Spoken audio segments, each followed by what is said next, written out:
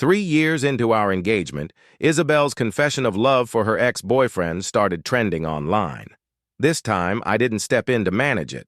I resigned from my executive position at Vance Enterprises, gathered the jewelry her family had given me, and told Isabel, "Let's call off the engagement." She just laughed at me, her smile dripping with sarcasm, playing hard to get. Let me be clear. I skipped the engagement party, and I'll show up to the wedding if I feel like it. Besides, she added, you'd put up with anything for a piece of the company.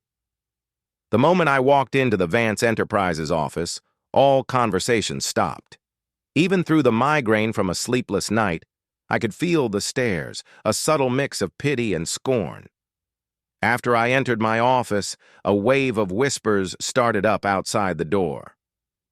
The new intern's indignant voice was particularly loud. Isabel is just too much. She has a fiancé as amazing as Mr. Reed, and still another one of Isabel's scandals. For the past 3 years, every time one of her affairs blew up, she never responded. I was always the one who had to face the media. Vance Enterprises had a dedicated PR team that would alert me the second things started to go south. After 3 years, I was used to the online hate, and I'd grown numb to these kinds of looks. The internet had a name for me, the guy who's way too into her. I rubbed my temples and shut the door, tuning out the noise with a blank expression. Then, I nodded to the person waiting by my desk. "Let's get started, Daisy." The handover just needed a few finishing touches today, and then my career at Vance Enterprises would officially be over. Daisy organized the documents but didn't leave as she usually did. She was mixed race, and her deep blue eyes were fixed on me. Suddenly, she spoke. "Why are you resigning? Are you still going to marry her even after this?" Daisy had been my assistant for 3 years, and this was the first time she had ever been so blunt about my personal life. I tilted my head, a little confused. Daisy's long, slender fingers tapped her phone.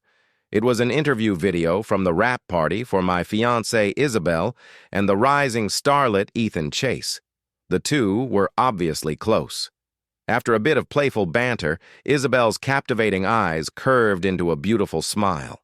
I hadn't seen her look that relaxed and carefree since she was 18, back when she fought with her family about becoming an actress.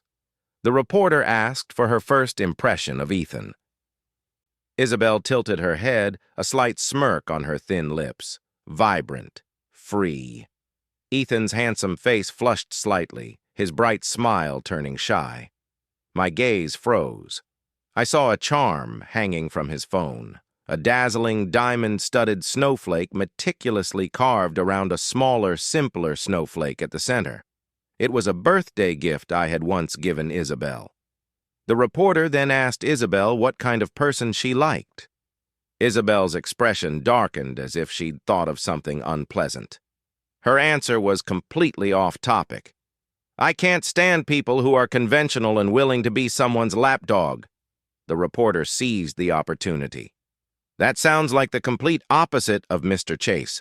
We heard you two went to the same high school. Is he your ideal type?" I knew the answer to that question.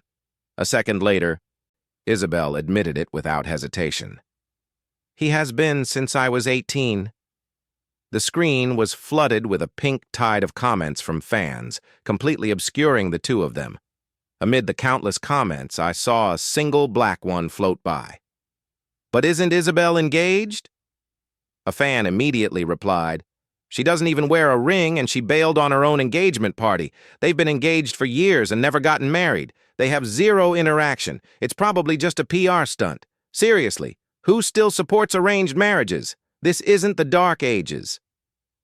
The next news story showed photos of the two of them entering a bar late at night and allegedly returning to a hotel together. I calmly handed the phone back to Daisy. "Daisy, please draft a statement announcing the end of our engagement." I had planned to write it myself to personally put an end to these 3 years, but now it seemed meaningless. This was the first time I had ever delegated anything related to Isabel. Daisy's narrow eyes widened, her voice trembling slightly. Okay. It was rare to see Daisy so emotional. Watching her quickly get up and leave surprised me. I never would have guessed that the quiet and meticulous Ms. Lin was such a gossip. A sharp pain like a needle pierced my temple again. I rubbed it absently, feeling years of suppressed exhaustion wash over me all at once. But it wasn't over. There was one last step. I was woken by the sound of Isabel's footsteps. I had waited on the sofa for so long that I'd fallen asleep without realizing it. Isabel had her coat draped over her arm and was leaning in close. So close I could feel the faint breeze from her eyelashes.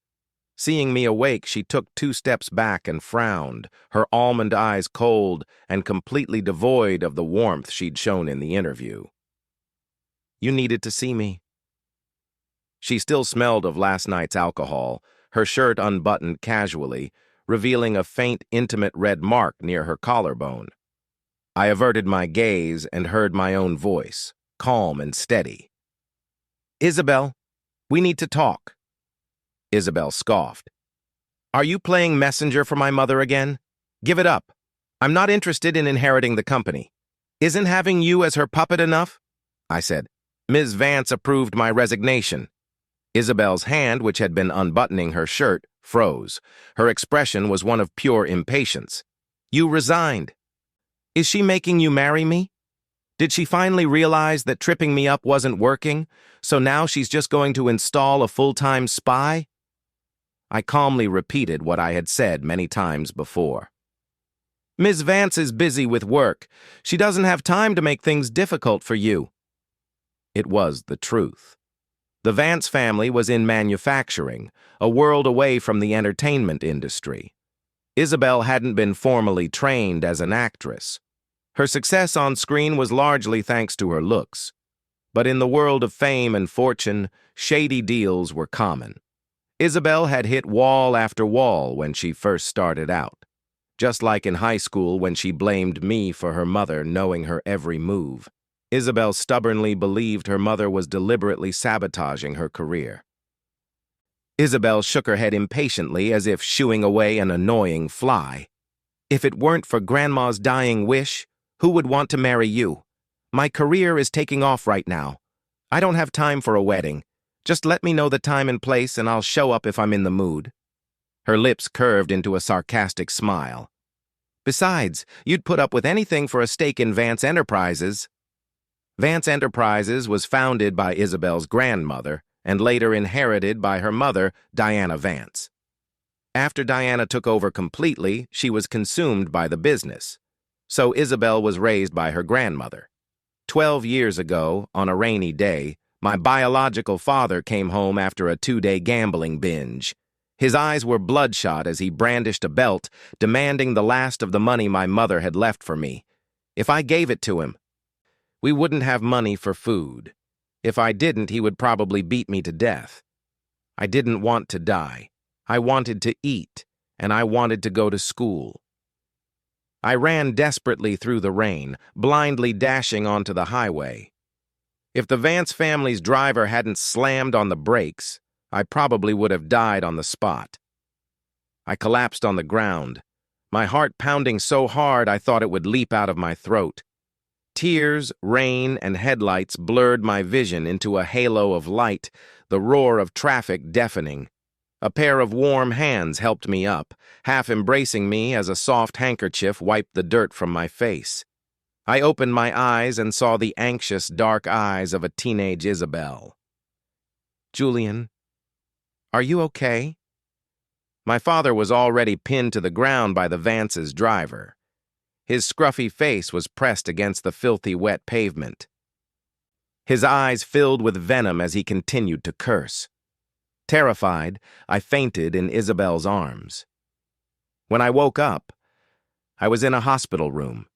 Isabel's damp hair was plastered to her forehead, and the dark circles under her eyes betrayed her exhaustion.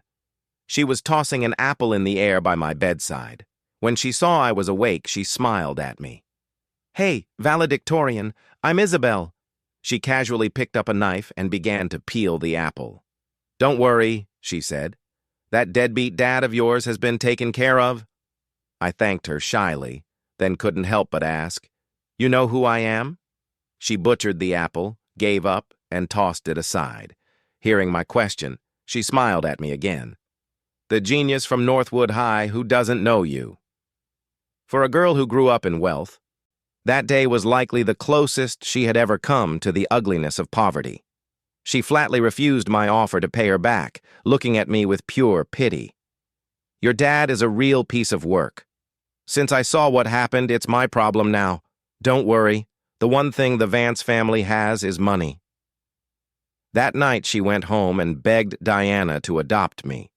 Diana, of course, rejected her whimsical idea, but her ailing grandmother said the house was too lonely and Isabel's grades were poor.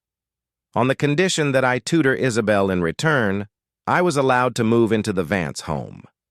For the first 2 years, Isabel treated me like a little brother, always bringing me exotic snacks and shiny trinkets she thought boys would like. She dangled a snowflake bracelet she'd skipped class to buy in front of me, trying to coax me into calling her sis.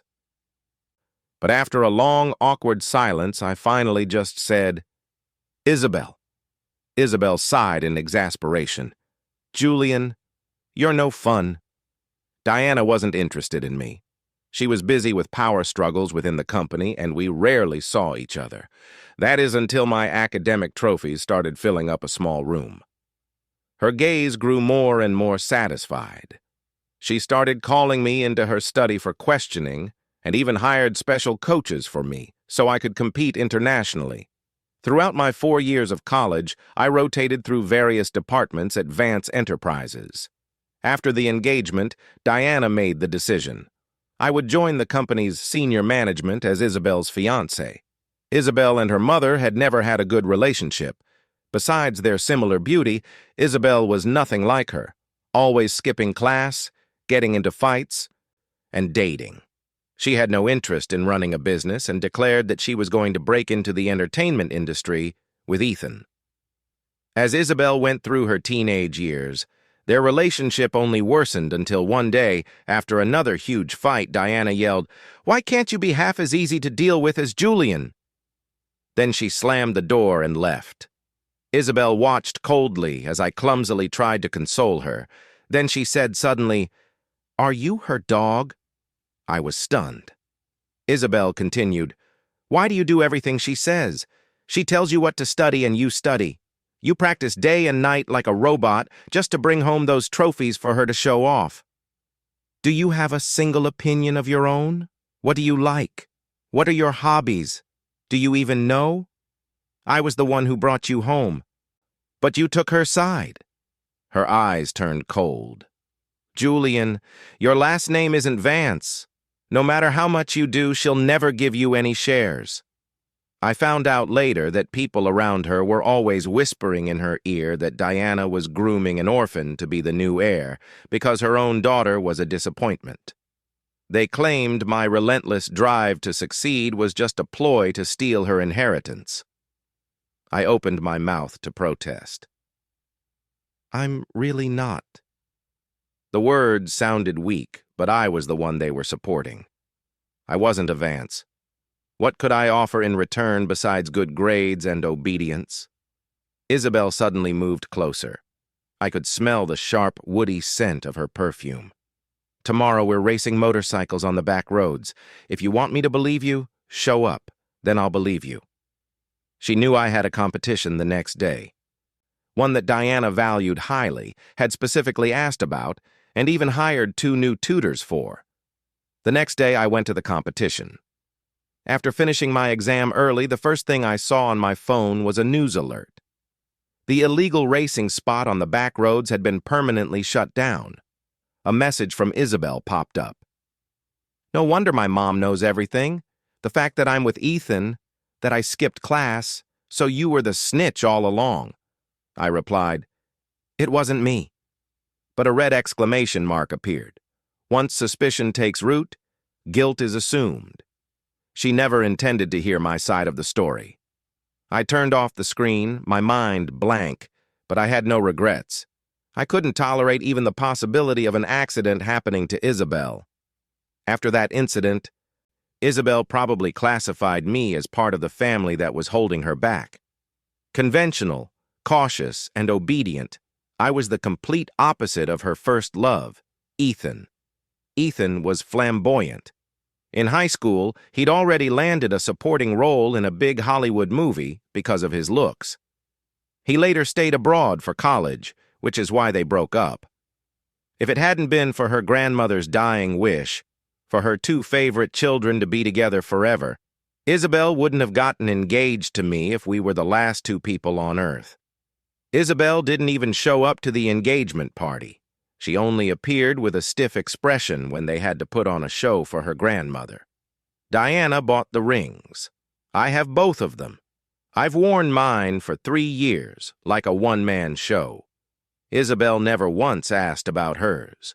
In her will, her grandmother left me 5% of the company stock on the condition that I marry Isabel. This probably deepened Isabel's conviction that I was after the Vance family fortune, but I no longer cared what she thought. Today, it would all be over. I touched the faint indentation on my finger where the ring used to be. Feeling like even that mark was a joke, I slowly exhaled and said, "It's not about the wedding. It's about ending the engagement. The list and the jewelry are in the bedroom. You should check them." On the nightstand in the bedroom, 2 engagement rings held down a property list detailing the jewelry her grandmother had gifted me. I wasn't keeping any of it. Isabel froze. She tossed her coat onto the sofa and frowned. "Don't think I don't know. You minored in psychology in college. Finally have time to play games with me? Playing hard to get?" She pressed her fingers to her brow. "Fine. We're not even married, and you're already dividing assets. So, how do we calculate what the Vance family has spent on you all these years?" "I've already settled that account with Ms. Vance." After Diana finished reading my resignation letter, she was silent for a long time. She pulled a mint cigarette from a silver case, and I quietly lit it for her. The cigarette had burned halfway down before Diana finally spoke. "Mom was confused at the end, but you were always there with her. Vance Enterprises successfully transitioned and our profits tripled. That's largely thanks to you, and I couldn't have had any peace of mind these past few years without you looking out for Isabel." Diana took a light drag. "Julian, Isabel is too young. She doesn't know how to appreciate what she has." I managed a small smile. "I wouldn't be where I am today without you." Diana sighed, her sharp eyes looking a little weary through the smoke. "Have you thought about where you'll go next?" I thought of the snow-capped mountains thousands of miles away, of the thrill of the climb. For the first time in a long time, I felt something like relief. "Yes, I have." Diana finished her cigarette, stubbing it out in the ashtray. The stern-faced CEO's expression softened, and she gently patted my hand. "Remember to come back and visit. The Vance home is your home, too." I didn't want to waste any more words on Isabel. So I stood up to leave, but Isabel suddenly grabbed my wrist. Her dark eyes stared right at me, her grip surprisingly tense. "Where are you going?" Isabel glanced around the living room, probably noticing the absence of any luggage. She let out a small sigh of relief. I said, "There's one last thing, that snowflake charm. Can I have it back?" Most of the gifts I'd given Isabel over the years she'd tossed aside without a second glance. Only that snowflake charm had been casually attached to her phone, and she'd probably just forgotten to take it off. Judging by Isabel's scandals, she had 1,000 ways to charm Ethan. I added, "If you can, please give it to Daisy. She'll pass it on to me." Isabel's hand suddenly let go. She seemed to be in a much better mood, leaning back on the sofa, a faint dimple appearing on her left cheek. "So that's what this is about. You're jealous. It was just for publicity." I cut her off. "We're not together anymore. You don't have to explain anything to me." I had said what needed to be said. I had no intention of dragging this out any longer and walked toward the door. Isabel's voice, tinged with a smile, came from behind me. "Come back soon. I drank too much and I don't feel well. I want you to make me porridge in the morning. My footsteps faltered. Once, when Isabel was abroad, she called me after a night of drinking, complaining of a stomachache. Even though I had been working around the clock for a month, I still flew over 10 hours to take care of her. The next day, when she sobered up, her first reaction upon seeing me was a cold glare. "What are you doing here? So stupid." I said, "Goodbye, Isabel." Isabel replied lazily, "I want the pumpkin spice porridge." I left the house and went straight to the airport. 10 hours later, I was at the foot of Mount Merritt. After checking into a local inn, I turned off my phone and slept for a full day and night. If the kind innkeeper hadn't dragged me out of bed for a meal, I could have kept going. I splashed cold water on my face and looked in the mirror. My already stoic features, combined with exhausted eyes, made me look like I could walk onto the set of an indie drama. Isabel had won an award for a movie like that. She was a dedicated actress. For one scene, she had to share a space with a rat caught in a sewer, and she refused to use a stunt double. She took countless showers afterward and insisted on sleeping in my arms for a week, even though she snapped at me not to get any ideas. I was genuinely happy back then. I thought we were finally getting closer. I patted my cheeks to clear my head. The long sleep hadn't made me feel refreshed. Instead, years of fatigue seemed to surface, leaving me drained from head to toe. I floated downstairs like a zombie and was staring blankly at a bowl of warm millet porridge when a familiar figure caught my eye. "Daisy?" I said her name in surprise. The person turned at the sound of my voice with eyes as blue as the sea. Who else could it be but Daisy? "What are you doing here? Is there a problem at the office?" Daisy strode over in a few long steps and sat down beside me. "I'm here for the mountain climb next month." The same reason I was here. My mind filled with suspicion. But then I remembered her resume did list mountaineering as a hobby. She was even the president of her Ivy League climbing club. Before I left, I specifically requested a promotion for Daisy from Ms. Vance. She should be swamped with work right now. How could she have the time? Daisy gently shook her head and moved a side dish closer to my porridge bowl. I resigned. I frowned. "You've worked with me for so long. Who at the company would dare give you a hard time? Was it those old fossils on the board?" I reached for my phone but realized I'd left it in my room. Daisy gently placed a hand on my wrist. "No one gave me a hard time. It just didn't make sense to stay anymore." Though Daisy and I had worked together for 3 years, our interactions were almost exclusively professional. I respectfully dropped the subject. "If you run into any trouble, let me know. I still have some connections." Daisy had already peeled 2 shrimp and placed them on my plate. She smiled warmly, her deep blue eyes sparkling. "Thank you in advance, Julian." I popped a shrimp in my mouth, thinking to myself that I was worrying for nothing. With a face like hers, Daisy could always make a living as a model. But my hand trembled, and the shrimp I was trying to pick up fell to the floor. Daisy frowned slightly. "Are you in any condition to climb a mountain? The difficulty isn't high. Once the climbing team assembles and plans the route, it should be fine." I waved a hand dismissively. "It's nothing." Then I dropped my chopsticks. I tried to bend down to pick them up and heard a distinct crack from my spine. It seemed my job had taken a greater toll on me than I'd imagined. Daisy looked at me with concern. "Julian, the weather on Mount Merritt is unpredictable. You really need to be in good shape. I know a bit of massage. I can help you with some physical therapy," she added. "Consider it an advance. Thank you for the recommendation." I hadn't realized how much my body had deteriorated over the past few years. A little resentfully, I agreed. The innkeeper walked by with a broom, winking at me. He whispered, "Been a few years, huh? Secret crush finally came true. Your girlfriend's so handsome. No wonder you were crying your eyes out over that chunk of ice back then." I said awkwardly, "We're not..." Daisy seemed not to hear.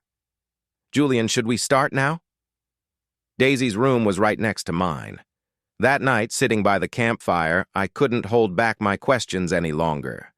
I turned to study her perfectly composed expression, searching for any hint of a hidden agenda. "Daisy, I didn't short you on your salary these past 3 years, did I? Are you here to hunt me down?" Daisy paused, then looked down at me, her blue eyes reflecting the firelight. "Julian, do you remember Matt Rosar? You were—" She exhaled. "I was the person you found. Mint Rosar was one of the most difficult peaks to climb in the country. Legend said a mountain spirit protected its summit, and the weather was harsh and unpredictable. Many climbers had died on its slopes. At the time, my team and I were halfway up when we heard that a climber from another team had gotten lost in a blizzard. Instead of continuing to the summit, I joined the search party and was lucky enough to find her nearly buried in the snow. I was genuinely surprised. That was you. You have no idea how heavy you were. Before I met up with the team, I thought I was going to die up there with you." Daisy just hummed in agreement, her eyes fixed on me. "You said then that you wanted to climb Mount Rosar again with me." I remembered the wind was howling and everything was a whiteout. I was struggling to drag the heavy woman, shouting just to keep myself motivated.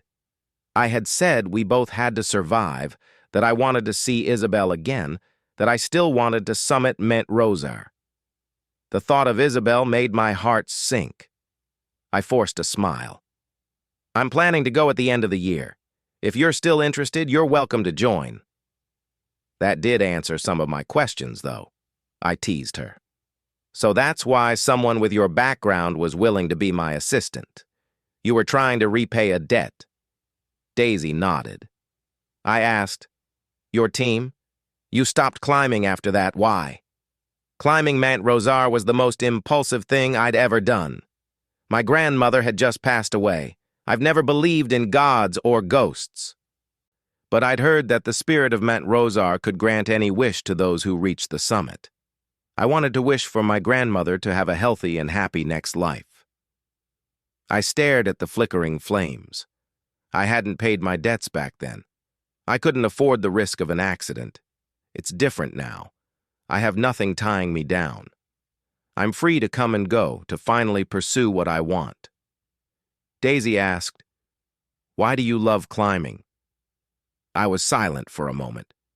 It must have been the alcohol, because before I knew it, I was speaking from the heart. Because when you're climbing, all you can think about is the climb itself. And when you reach the top, you feel so small. All my love, all my hatred, all my pain, it all seems so insignificant in the face of the vastness of the world. It's like I become a part of the mountain.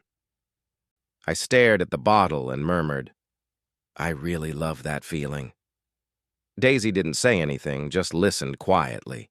Her gaze was so intense I could hardly bear it, so I changed the subject. "Did you release the statement about the engagement?" Daisy's voice was low. "Yes." I asked again, "Did Isabel give you a diamond-encrusted snowflake?" Daisy shook her head. She went straight to Ms. Vance's office the next day. She didn't give me anything. Daisy took a sip of her drink, the firelight dancing in her eyes. "Is that snowflake important?" I took a sip of my own drink, swirling the amber liquid in my glass. Not really.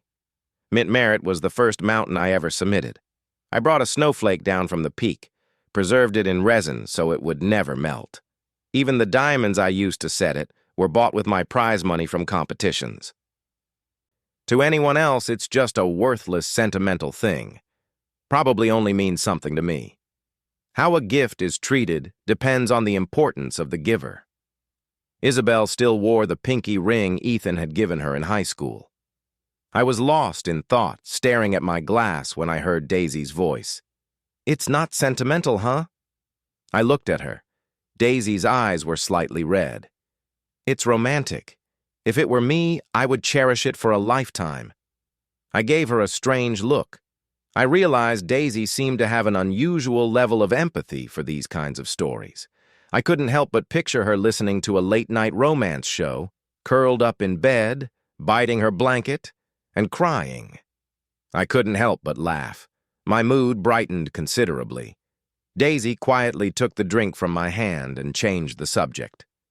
We train together tomorrow. Get some rest tonight. I seriously suspected Vance Enterprises wasn't paying Daisy enough. She must have been moonlighting at a gym and a massage parlor after work to make extra money. She created a detailed physical recovery plan for me, and her massage technique was incredibly professional. After another session, feeling light and powerful, I couldn't help but ask, "How do you know how to do this?" Daisy let out a muffled laugh. I went and learned after we came down from the mountain that time. Daisy was also an expert on all kinds of climbing gear. I had left the Vance house with nothing and was planning to buy new equipment, but she had already prepared everything for me. She was also an amazing cook and would borrow the inn's small kitchen to make meals every day. The innkeeper, after mooching a few meals, was completely won over. After dinner, he rubbed his round belly and looked thoughtfully at Daisy's back as she washed the dishes. Handsome and a great cook. She's perfect. If she's not your girlfriend, can you leave her here? He said earnestly. We're in desperate need of a multi-talented person like her. The sound of running water from the sink stopped. I laughed. She's not for sale. The water started running again. I noticed Daisy's ears were bright red. The innkeeper shook his head in despair, muttering as he walked away about how capitalists suck their employees dry. I had only known Daisy to be flawless at work. I had no idea she was just as meticulous when it came to taking care of someone. As I watched Daisy dry her hands and walk toward me, I couldn't help but remark, "It's only been a few days, and I already feel like I can't live without you." Daisy's eyes lit up as she smiled at me. I couldn't help but stare at her with her mixed heritage. She had deep-set features, and her eyes sparkled like sapphires embedded in a sculpture. I rotated my wrist, realizing she had essentially been acting as my personal assistant, and made a suggestion. Interested in continuing as my assistant? I'll pay you at the Vance Enterprises rate. You won't be shortchanged. Daisy's smile vanished. The atmosphere around her seemed to drop several degrees. After a long moment, she mumbled, "No, thank you. Just think of me as your secret helper." "That won't work. Taking advantage of kindness isn't my style." The next day, we were set to climb the mountain. So that night, I set aside a separate bank card, planning to give it to her when we got back down. Next to the card was my phone, which had been off for a long time. I hesitated for a moment, then plugged it in and turned it on. I expected a few missed calls and some sarcastic messages from Isabel.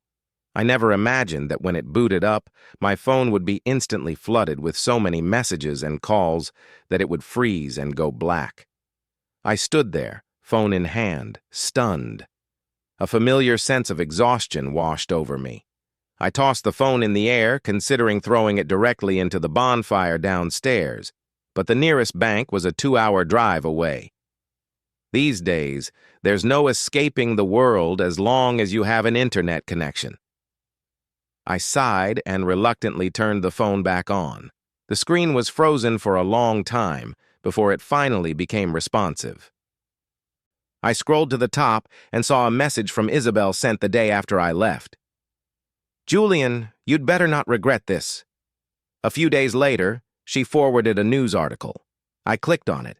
It was a clarification video. Before the reporter could even finish the question, Isabel was staring straight into the camera. The part of the interview where I talked about my ideal type was a reenactment of a scene from the show. "Mr. Chase and I are only professional partners. We have no personal relationship. Anyone spreading rumors can expect to be sued." Her eyes were bloodshot, and she had a strange obsessive look. The comments section, however, was buzzing. Did Isabel call off her engagement so she can officially pursue Ethan? Am I the only one who noticed the ring on her hand? She didn't wear one when she was engaged. But now that she's broken it off, she's wearing one. I seriously suspect she's engaged to Ethan. To all the speculation about Ethan, Isabel consistently replied, "Not true. The engagement is not off." I rewound the video and saw that she had taken off the pinky ring she always wore and replaced it with her engagement ring. I closed the video, my face expressionless, and quickly skimmed through the flood of messages that followed. "You're just going to ignore Grandma's dying wish. Julian, do you have a conscience? The Vance family raised you and you just up and quit. Our competitors are using this to their advantage and our stock price has dropped. Is that your idea of being responsible? I never agreed to end the engagement and I won't sign anything. What gives you the right to have the company issue a statement? How could you leave with nothing? Don't you have any sense of self-preservation? My mom said I deserved this. Wasn't she paying you to watch me? Why aren't you listening to her either?" Julian. Ethan took the snowflake charm by mistake. "I didn't give him your things. Julian, I can't sleep. I'm drunk. Come pick me up." Julian, my stomach hurts. If you don't come, I'll just die from the pain. The messages stopped 2 days ago. The last one read, "Julian, why can't I find you?" She had called 78 times that night. I turned off the screen, a headache building behind my eyes. If this had been a few years ago, the slightest indication from Isabel that she needed me would have made me ignore all her hurtful words and feel an overwhelming sense of joy. But now all I felt was a nauseating disgust, like watching someone eat expired food. I looked out the window at the shadowy silhouette of the mountain in the night and thought, I really should have thrown the phone in the fire. But a second later, the screen lit up again. "Open the door." A knock sounded at the same time, sharp and angry. I gritted my teeth and ignored it for a moment, but eventually I got up and opened the door. The second it opened, a dark figure radiating the chill of the snow and wind threw itself at me, holding me tight. Isabel gritted her teeth, her voice a harsh whisper in my ear. "Julian, you bastard. How could you just disappear? No one would tell me where you were. I thought you were dead." Even her breath was icy, freezing my ear and making me shiver.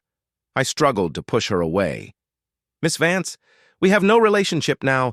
Please have some self-respect." Her eyes burned with fury. She grabbed my wrist. "No relationship? I took you in off the street. Is that no relationship? The Vance family found the evidence to make sure your father got a life sentence. Is that no relationship?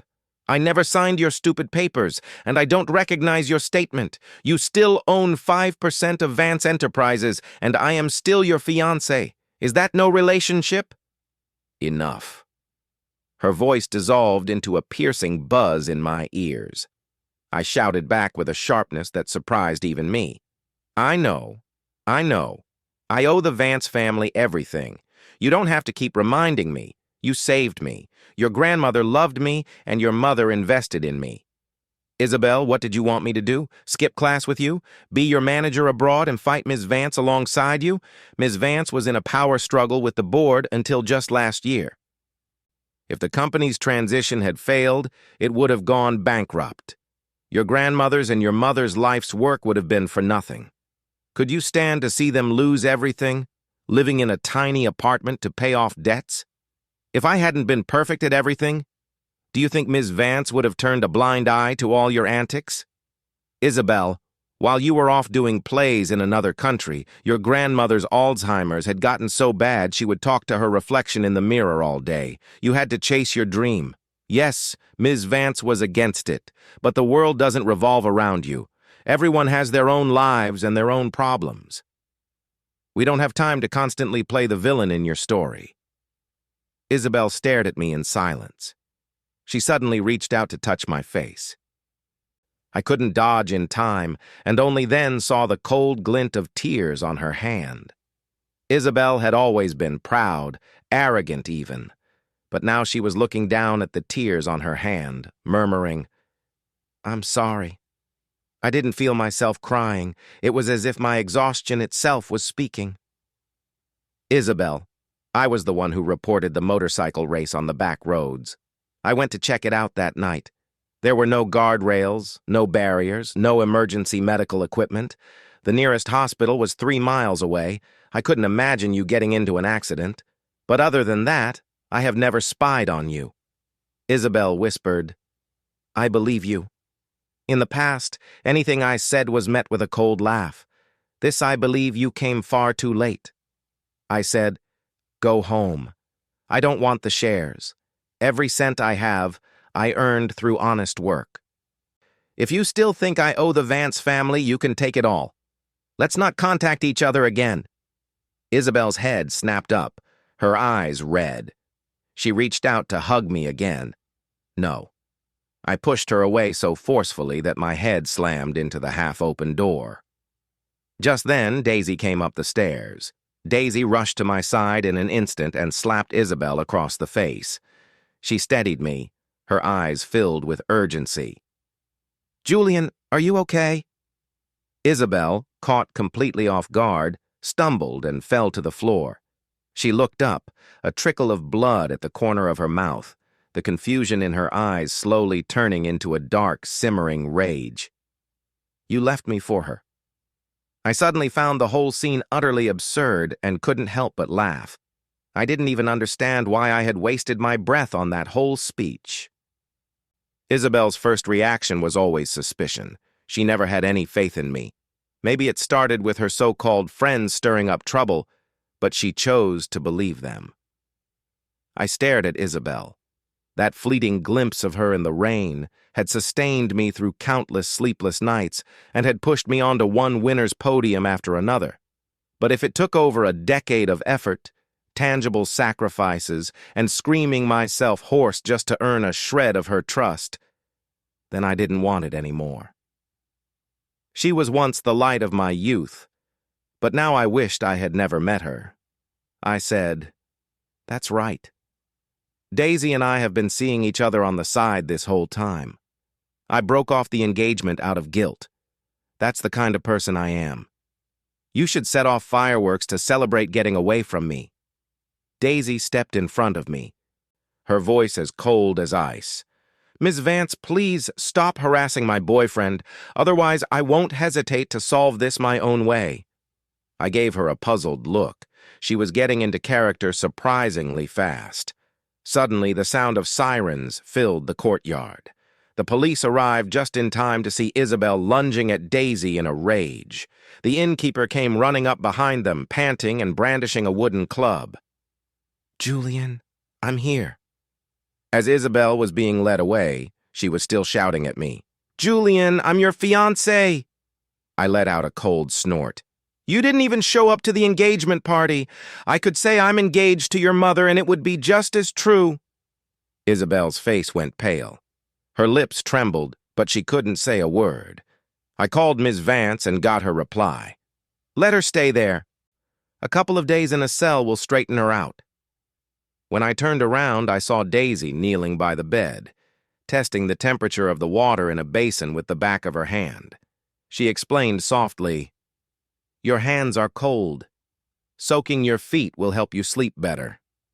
I did as she said and put my feet in, watching as Daisy applied ointment to my forehead and then wrung out a hot towel to wash my face. I felt a little embarrassed and quickly took the towel from her to do it myself. I'm not a child. An assistant doesn't need to be this attentive. Daisy hummed in agreement, a hint of a smile in her deep blue eyes. Boyfriend privileges. I felt a wave of awkwardness and apologized. I'm sorry, Daisy, for dragging you into this mess. Daisy shook her head. It was an honor, even if it was fake. I mentally decided to double her salary for the month and add some compensation for reputational damages. I joked, You're a pretty convincing actress. Maybe you should try a career in entertainment. It's got a better future than being my assistant. Daisy said, I wasn't acting. My feelings for you weren't an act. Daisy dropped that bombshell as casually as tossing a grenade and then walked out, leaving me sitting on the edge of the bed with my mouth half open, stunned. A moment later, she came back with a glass of warm milk, placed it on the nightstand, and said, If you can't sleep, come find me. I'll be right outside the door. As she was about to leave, I quickly called out to her. Daisy! She walked to the bedside and looked down at me. I said, if that's the reason you're staying by my side, then again, I'm sorry. I'm not looking for a relationship right now, and I might not be for a long time. I finally have the time to do what I want to do. For the next 10 years, I plan to climb the highest mountains, the ones that have never been summited, and I'm even going to try free soloing. I won't deny that I like you, but that's as far as it goes. When Daisy heard the words "like you," her eyes lit up. I had a feeling that if she had a tail, it would be wagging right now. She said, "Wait here a second." Less than a minute later, a personal resume was in my hands. Unlike the professional one I had seen before, this one detailed every aspect of Daisy's life. Her entire educational history, detailed physical stats, financial statements up to the end of last month, and a list of all her relatives and family members. I flipped through it, finding it hard to believe. Your father is the CEO of KWT Group?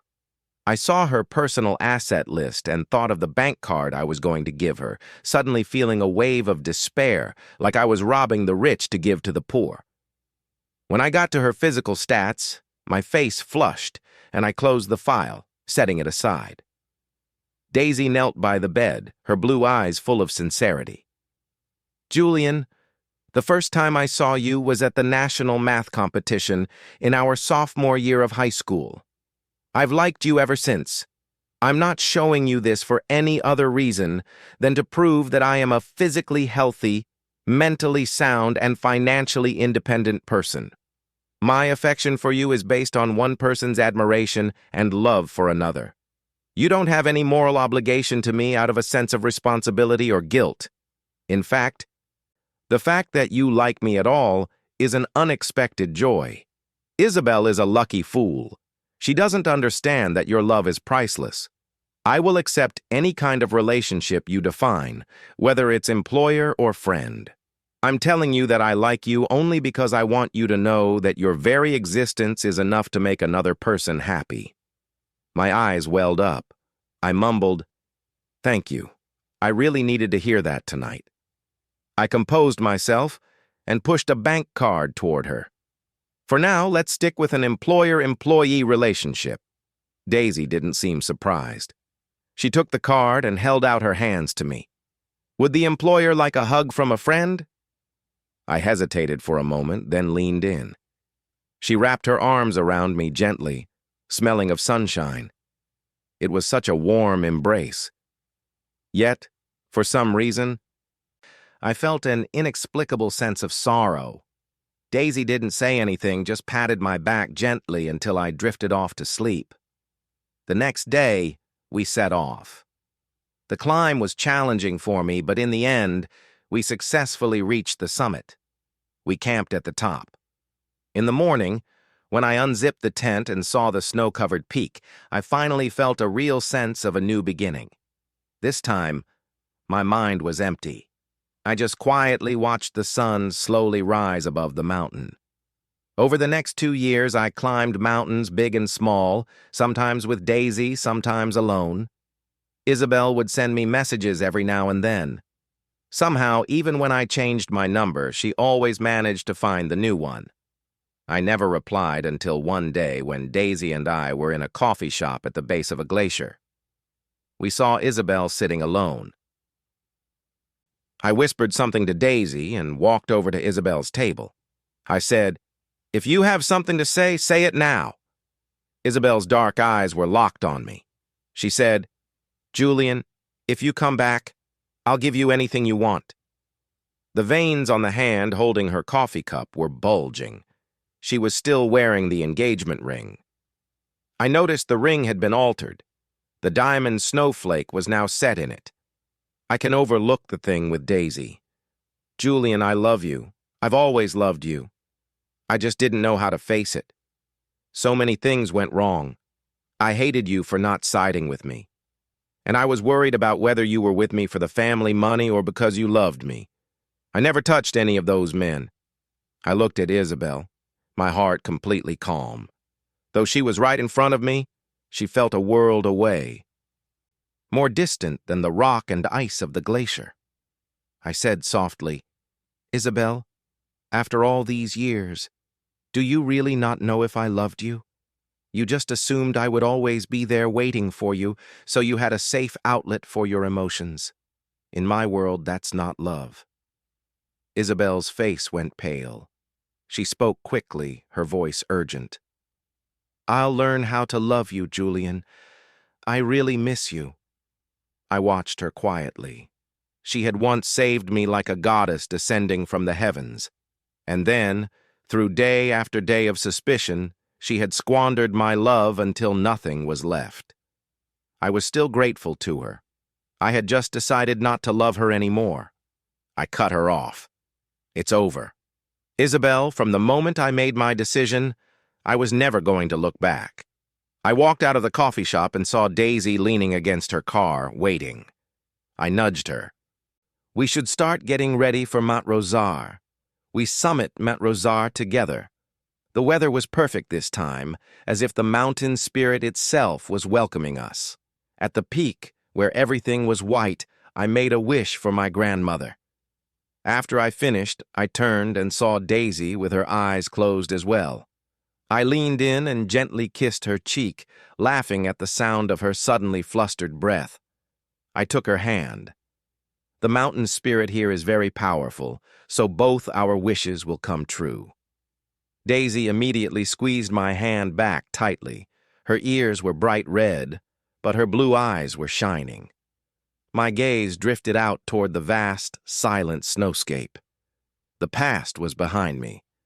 I knew there were more mountains waiting for me up ahead.